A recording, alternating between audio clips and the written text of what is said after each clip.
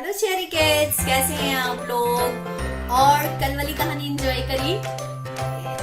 मुझे पता चल गया कि आपने एंजॉय करी है। आज भी मैं पंचतंत्र से बहुत मजेदार कहानी लेकर आई हूँ फिर दोबारा आपके सामने। तो फिर आज हम अपनी स्टोरी स्टार्ट करते हैं।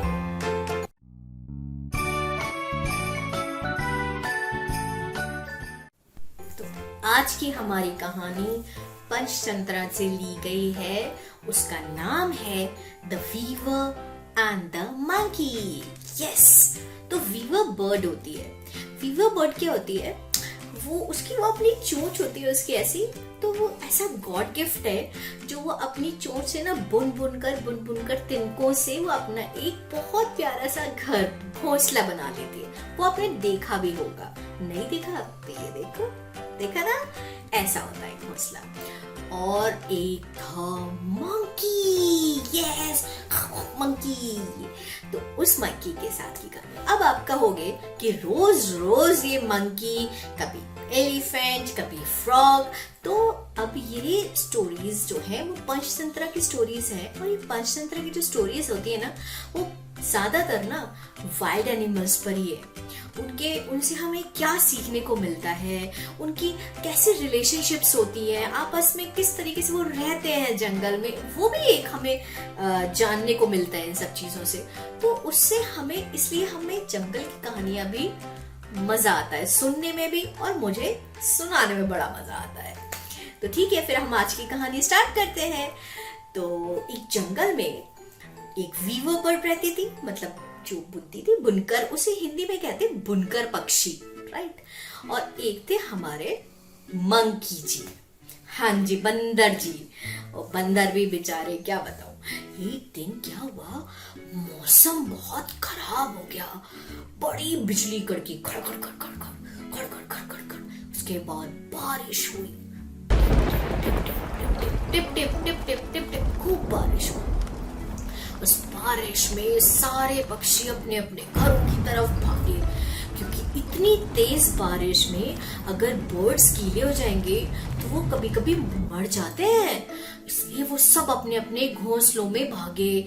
और जैसे लायन था वो अपने डेन में भागा। इस तरह सारे पक्षी अपने अपने घर चले गए। तो वो जो बुनकर था ना, वीवर बर्ड थी ना, वो भी जाके उसका घोंसला तो जो था बुना हुआ से क्यूट सा, उसके अंदर जाके घुस जाती है और जाके मजे से बैठ जाती है, देखती है कि बाहर क्या क्या हो रहा है, कौन कहाँ भाग रहा है।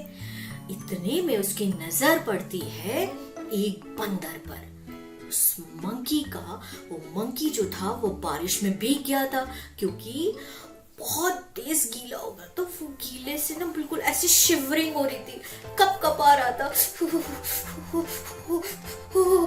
तो जो वीवर बर्ड थी ना, वो उसको देख रही थी। वो बड़ी नॉटी थी। उसने उससे कहा, और भाई बंदर, क्या हुआ, घर नहीं गए अपने? तो बंदर ने सुना उसको, एक तो वैसी बारिश हो रही थी, उसका मूड खराब हो गया, और ऊपर से ये वीवर बर्ड है, उसको और परेशान कर रही है। वो बात करने के मूड में ही नहीं था उससे। लेकिन वो वीवर बर्ड फिर बोली, अरे क्यों भाई बंदर भाई, अपने घर नहीं गए, बारिश में भीग रहे हो? तो उसने उसको तरफ घूर के देखा, एक स्टेयर लुक दिया ऐसे करके गुस्से में। तो फिर उसने, वो बैठा रहा वैसे कपकपाता रहा। तो उसने कहा, अरे भाई बंदर, तुम्हारे पास तो दो इतने बड़े बड़े हाथ दिए हैं तुम्हें भगवान जी ने, तुमने अपना घर क्यों नहीं बनाया उन हाथों से? मेरे पास तो देखो एक चोंच है, मेरे तो हाथ ऐसे नहीं है, और मैंने देखो कितना सुंदर अपने लिए घोंसला बनाया। बंदर सुनता रहा और उसे गुस्सा आता रहा, ये क्यों बोले जा रही है मुझसे, जब मैं इससे बात ही नहीं करना चाहता। एक तो मुझे घर नहीं जाने को मिल रहा, ऊपर से ये वीवर बर्ड जो है मुझे कंटिन्यूअसली बोल बोल के परेशान कर रही है। तो फिर वो चुपचाप बैठा रहा। फिर उसने कहा, अरे भाई, अगर तुम्हारा घर होता बंदर भैया तो तुम अपने घर चले जाते, ऐसे बारिश तूफान में भीगने को नहीं मिलता। अपने आराम से कोजी कोजी होके अपने घर में बैठते जैसे मैं बैठी हूँ। वो फिर गुस्सा हो गया, ये चुप क्यों नहीं हो रही है, मैं इससे बात नहीं करना चाह रहा हूँ, ये फिर भी बोले जा रही है, पता नहीं क्यों ऐसे बोल रही है। गुस्सा में उसने जवाब नहीं देना पसंद किया, लेकिन फिर भी वीवर बर्ड नहीं माने। पता है, फिर बोलने लगी, भाई मुझे तो बोलना बहुत पसंद है, तुम्हें अच्छा ना लगे तो तुम अपने कान बंद कर लो, लेकिन मैं तो फिर भी तुमसे सही बात कह रही हूँ, अगर तुम अपना घर बना लेते तो तुम अपने घर में रह लेते। अब वो फिर गुस्सा हो गया, ये फिर घर का ताना दे रही है। उसको बहुत गुस्सा आने लगा वो, लेकिन भाई वीवर बर्ड नहीं मानने को तैयार हुई। उसको चिढ़ाती रही चिढ़ाती रही चिढ़ाती रही। अब तो भाई बंदर को आ गया गुस्सा। बंदर ने कहा, अगर इसने अब और बोला तो मैं अब इसकी तबीयत ठीक कर दूंगा, बहुत हो गया। फिर वो फिर बोली उससे, कहती है, हाँ बंदर भैया, अब तो हमारा घर तो छोटा सा है, हमारे नहीं तो हम अपने घर बुला लेते तुमको। अब तो बंदर को आव देखा ना तब उसको आया गुस्सा। उसने लेके जो उसका वीवर बर्ड का नेस्ट था ना, घोंसला जो था, ऐसे हाथ से ऐसे कुचक से पकड़ा और एकदम से उसको पेड़ से हिला दिया।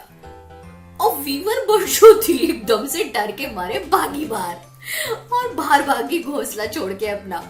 अब उसने कहा, अगर तुम अब बोली फिर दोबारा तो फिर तुम देखो मैं तुम्हारा क्या हश्र करता हूँ, तुम्हारा क्या हालत बनाता हूँ, तुम्हें क्या पनिशमेंट देता हूँ। तो उसने लेके वीवर बर्ड का नेस्ट लेके और अपने घोंसला ऐसे लेके फेंक दिया। अब तुम भी भीगो बाहर, तुम्हें तभी पता चलेगा जब मैं तुमसे बात नहीं करना चाह रहा था फिर भी तुम बात करे जा रही थी।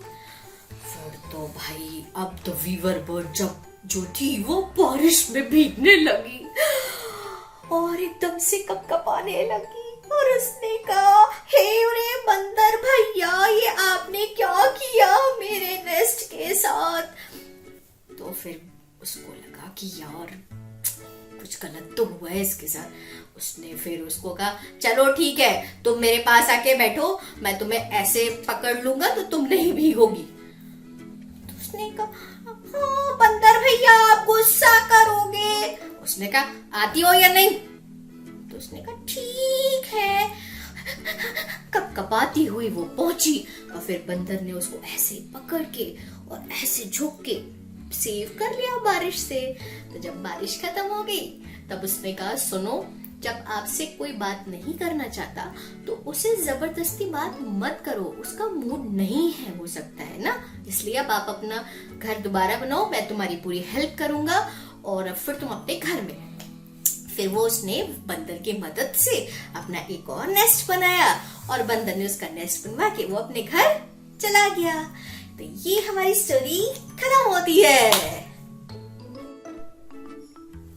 तो अब हमारी स्टोरी से the weaver and the monkey के मॉरल क्या मिलता है। हमारी इस स्टोरी से जो मॉरल मिलता है वो ऐसा है कि हमें एक तो बिना मूड के किसी को भी जबरदस्ती बात करने पर फोर्स नहीं करना चाहिए। पता नहीं होता कौन कैसे मूड में हो, आप जबरदस्ती उससे बात करे जा रहे हो तो फिर उसको गुस्सा भी आ सकता है। ठीक है, हमेशा अपने जिससे भी आपको बात करनी है पहले उसको देख लो कि वो अच्छे मूड में है, आपसे बात करना चाहता है तो आप खुल के उससे बात करो। और अगर आपसे जैसे डैडी आते हैं ऑफिस से, वो थके हुए होंगे और आप, नहीं डैडी भी ये करो, नहीं डैडी ऐसे हुआ, नहीं डैडी वैसे हुआ, नहीं, पहले डैडी को रेस्ट करने दो। मम्मा ऑफिस से आती है या मम्मा बाहर से आती है तो उसको रेस्ट करने दो, फिर वी कैन टॉक, राइट। हमें एकदम से बात नहीं करना चाहिए और किसी को जबरदस्ती इरिटेट तो बिल्कुल नहीं करना चाहिए। ठीक है, तो ये हमारी स्टोरी का मॉरल है। हमें आपके मॉरल्स भी मुझे पता होने चाहिए, तो वो आपको लिखने हैं कमेंट सेक्शन में। Don't forget to subscribe my channel, like my videos and send your morals in the comment section। फिर कल नई स्टोरी के साथ फिर मिलेंगे एक नई जोश के साथ। तब तक के लिए bye bye cherry kids, love you.